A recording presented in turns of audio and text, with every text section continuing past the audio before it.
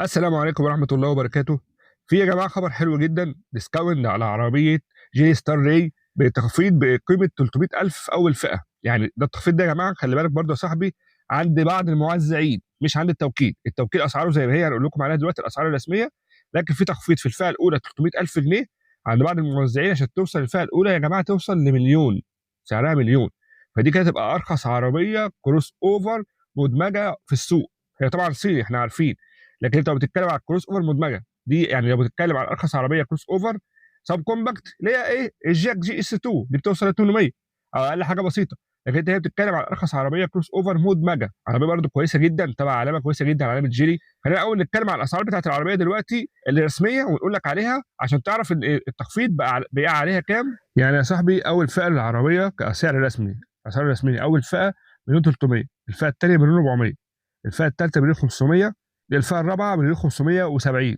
فالاسعار دي طبعا انت بتتكلم في اسعار يعتبر خايبه من وجهه نظرنا احنا من ساعه ما العربيه دي نزلت واسعارها خايبه، عشان كده الايه العربيه ما باعتش لانها عربيه حلوه. لكن دلوقتي في معارض بتحرق جامد جدا على العربيه لان طبعا العربيه ما بتتباعش. بتتكلم في اول فئه هنا بتوصل لسعر مليون فعليها كده خصم 300,000، الفئه الثانيه مليون 100 عليها خصم 200,000. خلينا برضو نتعرف على العربيه في السريع. العربيه اس يو في كومباكت بتقدم في السوق بموتور 1500 سي سي تيربو، 174 حصان، 270 نيوتن، مع فتيس دول كلاتش 7 سرعات تبريد ويت. يعني بتتكلم هنا في منظومه عربيه حلوه، انت بتتكلم في فتيس مفيش منه مشاكل، تبريد ويت.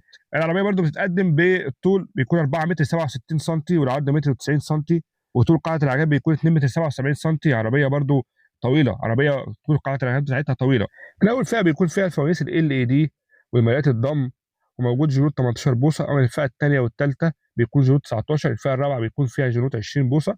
بالمناسبه الفئه الثالثه والرابعه برضو عليهم كلام كتير، يعني ممكن ما تلاقيهمش، هي الحرق في المعارض على الفئه الاولى والثانيه. بالمناسبه برضو الفئتين الاولى والثانيه فيهم امكانيات حلوه جدا يخليك ممكن ما تدورش على الثالثه والرابعه. تعال نكمل في الامكانيات. موجود فيها كيليس انتري او دخول من غير مفتاح من اول فئه، بصمه في اكره الامام واكره الباب السائق الامامي. موجود فيها كمان فتحه السقف من ثاني فئه. موجود فيها لايت بار مضيء قدام وورا من اول فئه طبعا. جوه العربيه مساحات حلوه جدا وفرش برده الماتيريال بتاعه حلو جدا. عربيات جيلي عامه الماتيريال بتاعها بيكون حلو جدا من جوه. بتتكلم كمان في زي ما قلنا مساحات كويسه، بتتكلم في فرش جلد، فيها شاشتين، شاشه وصل 12.3 بوصه ولوحه عداد 10 وربع بوصه. فيها كمان من تاني فئه تكييف دول زون. اما عوامل الامان والسلامه فالعربيه بيجي من اول فئه 4 ايرباج، وتاني فئه بنزين بيكون فيها 6 ايرباج. فيها طبعا الاي بي اس والاي بي دي والاي اس بي. فيها مثبت سرعه من اول فئه، اما من تاني فئه فيها مثبت سرعه تكيفي. وكمان اعلى فئه بيكون فيها الباكج الكامل من انظمه مساعده الامان والسلامه او انظمه مساعده السائق، اللي هي بيكون فيها الكاميرات 360 درجه دي موجوده من تاني فئه.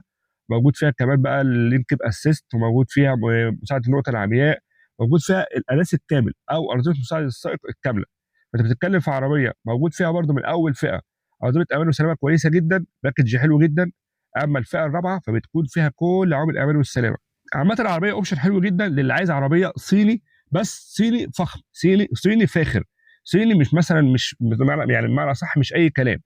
نتمنى برضو نشوف تخفيضات تانية على عربيات تانية لان في عربيات كتير جدا في السوق موجود اسعارها يعني اسعارها خايبه بصراحه. نتمنى برضو ان المعارض تبص للعربيات اللي اسعارها خايبه من التوكيل وتعمل عليها تسعير او تعمل عليها تخفيض كويس جدا فتوصل سعرها لسعر مقبول. العربيه دي كان سعرها خايب لكن حاليا سعرها مقبول. بس كده يا صاحبي، لايك وشير وسبسكرايب، وتقابل ان شاء الله مع فيديو تاني، والسلام عليكم ورحمه الله وبركاته.